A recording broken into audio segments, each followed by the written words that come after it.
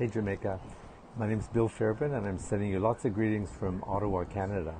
I work with an international development organization here in Ottawa. I'm also a human rights activist and I happen to be a gay man.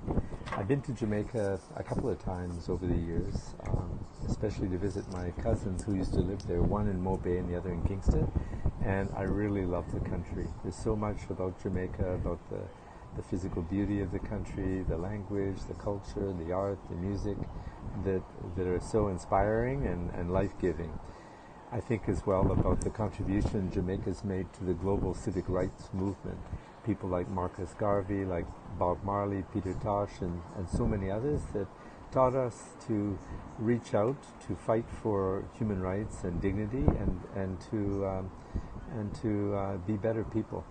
So, on that note, I just want to say that I hope that someday Jamaica will also love me and people like me too. And by people like me, I'm thinking especially of folks in Jamaica who have a different sexual orientation than the predominant one, who are really struggling and who are facing so much discrimination just because they love someone else.